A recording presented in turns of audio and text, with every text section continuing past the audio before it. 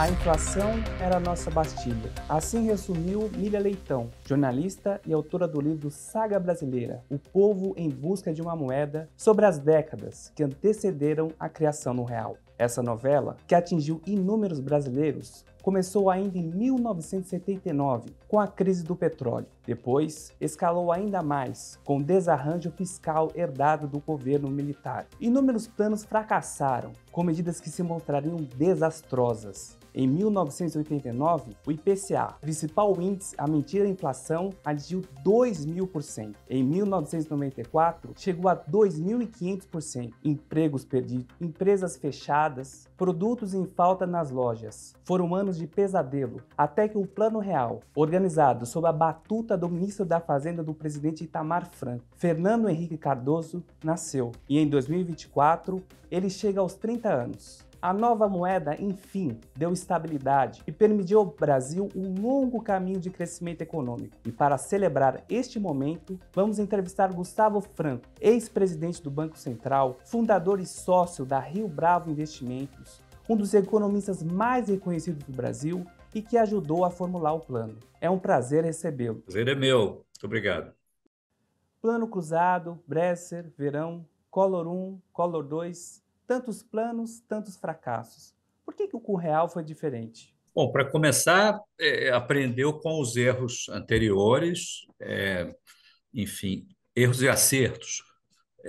Aprendemos sobre o que não fazer, começando pela palavra maldita com C, o congelamento, e o que fazer, e ficou faltando em muitos outros, foi a cirurgia. Muitos dos planos anteriores foram descritos como anestesias que não eram seguidos de cirurgia.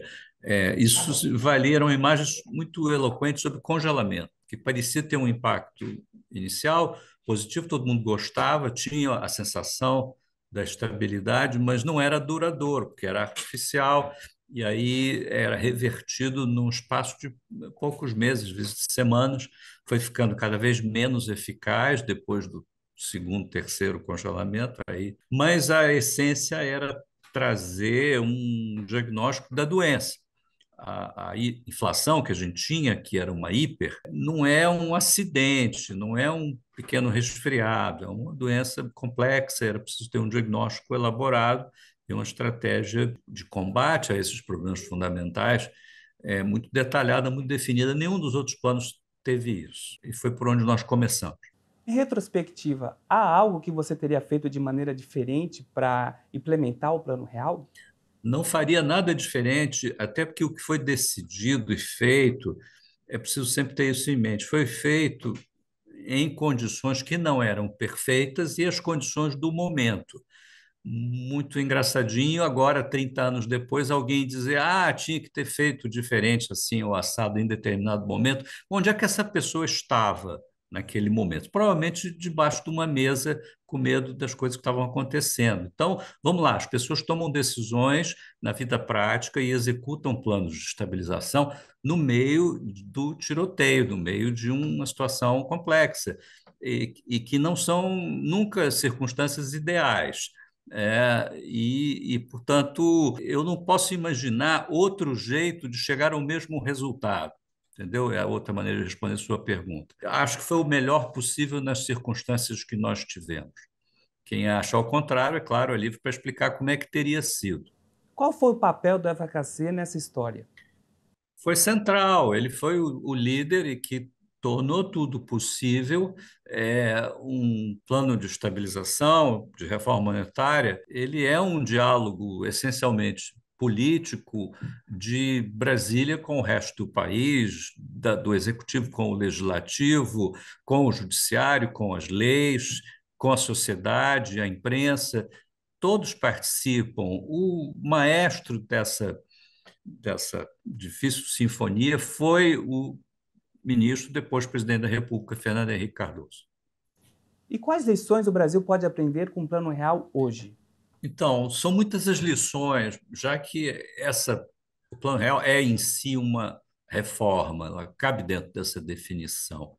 Ela o real alterou toda a estrutura de governança da moeda, da política monetária do crédito, a regulação debaixo do Conselho Monetário Nacional, e aí enfrentou o que os obstáculos habituais de qualquer reforma, que normalmente ataca um assunto onde os benefícios são dispersos e muito grandes, mas dispersos, e os custos são concentrados em algumas categorias e grupos que perdem privilégios e boquinhas. Aqui, esses são, em geral, os adversários, às vezes muito importantes, de qualquer reforma. E a inflação, sim, tinha seus aliados, que não defendiam nunca abertamente a inflação, mas defendiam suas rendas, que tinham que ver com práticas que, por sua vez, produziam inflação. Era preciso superar isso tudo, é difícil, é politicamente complexo, mas, enfim, o real traz muitas lições sobre como é que faz. E quais os maiores riscos do real hoje? O que o governo precisa fazer para preservá-lo? Então, o Plano Real, claro, já ficou para trás. Estamos fazendo 30 anos, é mais uma efeméride de comemoração do que propriamente algo que está em andamento no seu 30º ano. Acho que lá pelo 10º ano a gente já podia dizer que estava completo, uma vez que o real é um plano de estabilização e uma reforma monetária. Reforma monetária para reduzir a inflação ao nível internacional. Isso a gente conseguiu fazer em 1977, 97, perdão. Né? Então, está completo. Naquele tempo, os inimigos eram, sobretudo, aqueles que diziam e defendiam e criavam obstáculos às votações, a tudo que a gente trazia, era a oposição política da época, era principalmente o Partido dos Trabalhadores, que perdeu as eleições de 1994 em razão do real, era uma eleição que eles consideravam como ganha, e a partir daí eles se tornaram oposição a absolutamente tudo que tivesse que ver com o real e todas as reformas que se propunha a partir do real. Por isso ficou tão complexo o desafio de alternância no poder, já que nas eleições de 2002 para a posse em 2003 mudou o governo e o presidente da República foi o maior adversário do Plano Real.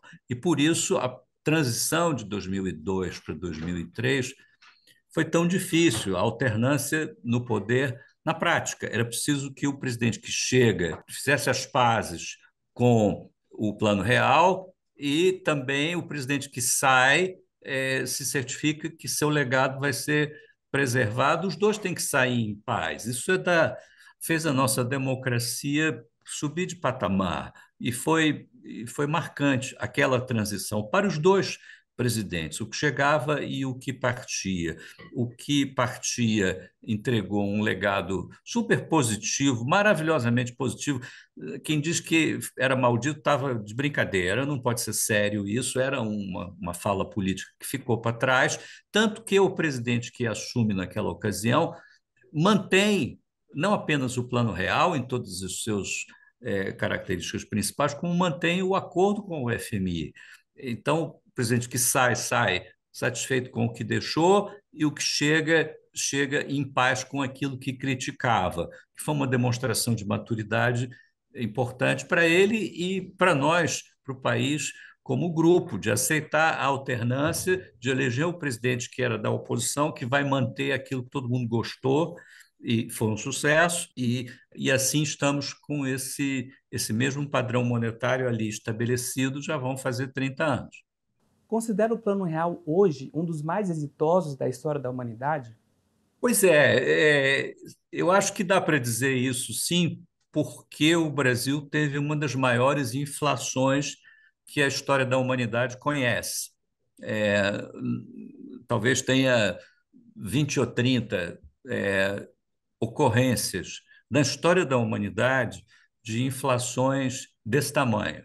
Tá? Talvez estejamos entre as 10 maiores da história da humanidade, considerada a duração do episódio. Tá? duração e intensidade. É sempre uma questão estatística, comparar o Brasil com a Alemanha de 23, ou a Hungria dos anos 40, ou a China dos anos 40, tem muitos casos, mas os muitos casos são, sei lá, 50 casos na história da humanidade, dos quais tem uma dúzia que são os clássicos, os maiores, os mais extraordinários. Nós estamos entre estes. E assim sendo, dá para dizer que o fim de uma inflação que é talvez, sei lá, uma das 12 maiores do mundo, em toda a sua experiência humana anterior, é sim um plano de estabilização que merece estar entre, sei lá, os mais importantes que já foram feitos. Um pedaço da nossa identidade tem esse aspecto simbólico que é importante, e o aspecto econômico, é claro, é algo que toca a vida de cada um, é a moeda com que você recebe seu salário e que o governo coleta seus impostos e paga suas contas. Portanto, é crucial para tudo, para toda a atividade econômica. Nós passamos a ter com o real um sistema monetário de primeiro mundo.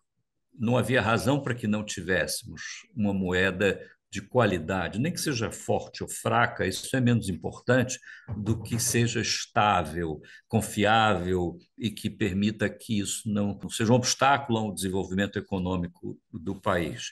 É, isso nós conseguimos, temos um sistema que é estado da arte no planeta, para quem estava entre uma das piores inflações que o mundo já conheceu, é ótimo agora ter uma vida normal, saudável, feito qualquer país, quando se trata de sistema monetário. O que o futuro reserva para o real? Eu acho que não esperaria surpresas no tocante à inflação brasileira e ao sistema monetário. Nós temos já instituições que nos protegem de retroagir a situação lá de trás, acho que não tem a menor chance de acontecer. E temos hoje uma inflação que é também de primeiro mundo, é comparável ao que nós estamos vendo nos países do hemisfério norte, e nos distanciamos daquele paradigma latino-americano clássico de inflação alta e sistema monetário meio avacalhado. Não estamos mais nessa situação. Essa América Latina, inclusive, parece que ficou menor, só tem a Argentina e a Venezuela ainda com problemas de inflação típicos dessa América Latina do passado. Nós e também o resto da América Latina meio que já deixou isso para trás, né? É, temos outros problemas, claro, mas são os problemas econômicos de qualquer país, que são os de progresso econômico, desenvolvimento, combate à pobreza, problemas sociais, criminalidade, que temos que combater, é claro, não é com a política monetária, né? Mas a política monetária não está mais atrapalhando. Como você vê as criptomoedas? Acho que outras tecnologias, enfim, podem. Claro, é difícil prognosticar nesse assunto de tecnologia. Aqui, quando já se falava que as criptomoedas seriam importantes, apareceu o Pix, por exemplo, que não tem nada a ver com criptomoeda e é um sucesso e que absorveu funções que se dizia que as criptomoedas iam absorver. Eu não acredito que criptomoeda vai ser isso tudo que falam aí, um novo sistema monetário global, virtual, blockchain. Não acredito. E Gustavo, para fechar nossa entrevista aqui, você gostaria de deixar alguma mensagem final? Então, obrigado pelo espaço. A mensagem importante, meio que já foi trazida, que a moeda é como uma bandeira, é um símbolo e é também a base da nossa vida econômica. Esse processo vinha sendo solapado, a bandeira vinha sendo queimada e humilhada, e a nossa vida econômica estava se tornando inadministrável. E nós recuperamos esse patrimônio e esse mecanismo.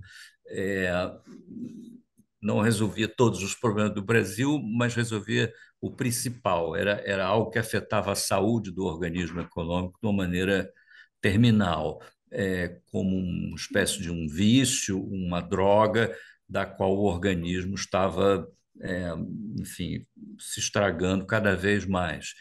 Nós não há razão pela qual a gente tem que se entregar a esse tipo de situação. Conseguimos reverter, assim como fizemos com a inflação, um problema dificílimo, o mais difícil que a minha geração de profissionais de economia tinha diante de si.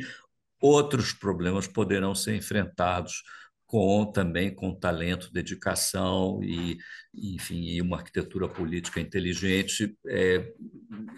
Nada limita nossas possibilidades como país, como nação, mas é preciso botar a cabeça e o talento das pessoas juntos para produzir resultado e executar. O Real foi um extraordinário episódio de liderança política, de combinação de habilidades, formação de equipes, execução de, enfim, múltiplas tarefas em múltiplas instituições, diálogo com o legislativo, com o judiciário, com a sociedade.